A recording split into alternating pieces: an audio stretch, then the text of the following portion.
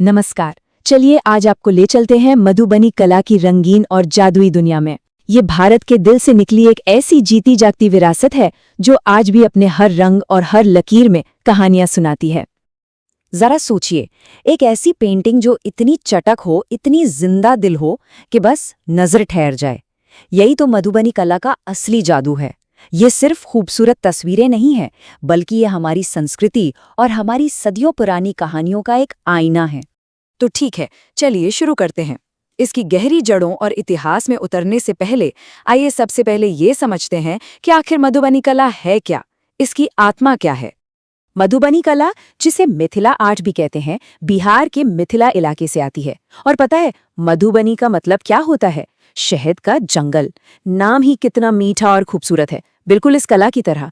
ये एक पारंपरिक कला है जिसे खास तौर पर वहाँ की महिलाएं अपने घरों की दीवारों और फर्श पर बनाया करती थीं। त्योहारों के लिए, शादियों के लिए, मतलब हर खुशी के मौके को और भी रंगीन बनाने के लिए।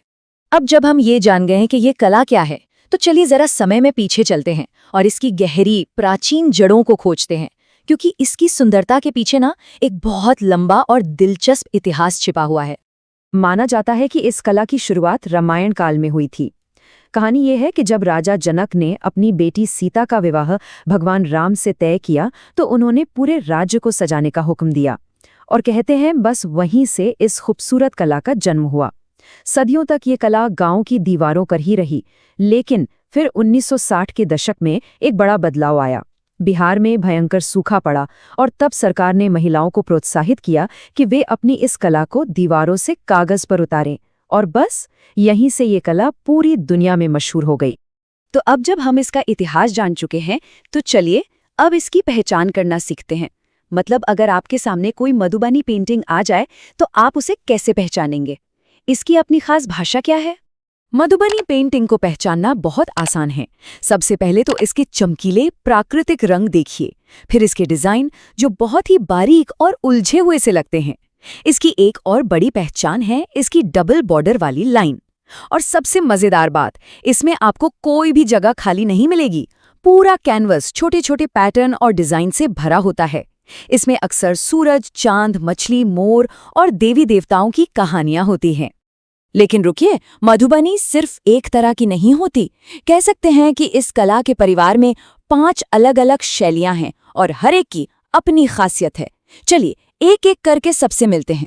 पहली है भरनी शैली। भरनी मतलब भरना। इसमें चमकीले चटक रंगों से पेंटिंग को पूरी तरह भर दिया जाता है। इसमें ज्यादातर देवी देवताओं के चित्र बनाए जाते हैं जो बहुत ही जीवंत लगते हैं।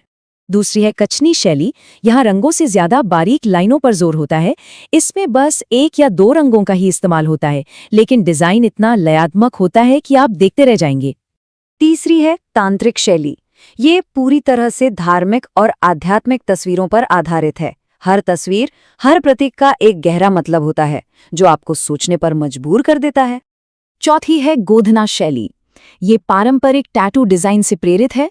इसके पैटर्न बहुत सरल और लयबद्ध होते हैं, जैसे प्रकृति की कोई धुन हो। और पांचवी और आखिरी है कोहबर शैली। ये खास तौर पर शादियों के लिए बनाई जाती है, दूल्हा दुल्हन के कमरे में। ये प्यार, खुशहाली और समृद्धि का प्रतीक है। एक तरह से ये नए जोड़े के लिए एक खूबसूरत आशीर्वाद है। तो ये तो हुई कला की बात, लेकिन मधुबनी सिर्फ एक पुरानी कला नहीं है। ये आज भी एक जीती जागती सांस्कृतिक और आर्थिक ताकत है जो जिंदगियों को बदल रही है। देखिए, मधुबनी कला हमारी संस्कृति को सहेज कर रखती है, हमारी पौराणिक कहानियों को जिंदा रखती है, पर इससे भी बढ़कर ये हजारों कलाकारों, खासकर महिलाओं को रोजगार देती है, उन्हें आत्मनिर्भर बनाती है, उन्हें सशक्त करती है। और आज ये पूरी दुनिया में भारतीय विरासत का एक खूबसूरत चेहरा बन चुकी है। और हमें उन महान कलाकारों को भी याद करना चाहिए जिन्होंने इस कला को गांव की दीवारों से दुनिया के बड़े बड़े म्यूजियम तक पहुंचाया। सीता देवी, गंगा देवी, महासुंदरी देवी, ये कुछ ऐसे नाम हैं जिन्होंने इस कला को अंतर्राष्ट्रीय पहचान दिलाई। और जरा सोचिए, जो कला गांव की दीवारों पर शुरू हुई थी, आज वो अपने पारंपरिक दायरे से बहुत आगे निकल चुकी है। ये अब सिर्फ दीवारों या कागज पर नहीं सिमटी है। आज मधुबनी कला आपको हर जगह नजर आएगी, कैनवस पर, कपड़ों और साड़ियों पर, घरों की सजावट में, फैशन इंडस्ट्री में, यहाँ तक के डिजिटल डिजाइन में भी। ये कला वाकई समय के साथ कितनी खूबसूरती से ढल गई है ना? तो आखिर में हम यही कह सकते हैं कि मधुबनी कला सिर्फ रंग और लकीरें नहीं है, ये एक जिंदा परंपरा है, एक धागा है जो हमें हमारे अतीत से, हमारी कहानियों से और एक दूसरे से जोड़ता है। भारत तो कलाओं का खजाना है, तो हमें बताइए अगली बार आप किस भारतीय कला के बारे में जानना चाहेंगे? हम आपकी इस कलात्मक यात्रा में आपका साथ देने के लिए तैयार हैं। यदि आपको ये जानकारी पसंद आई हो तो ऐसे ही और रोचक वीडियो के लिए भारत की धरोहर को अवश्य सब्सक्राइब करें।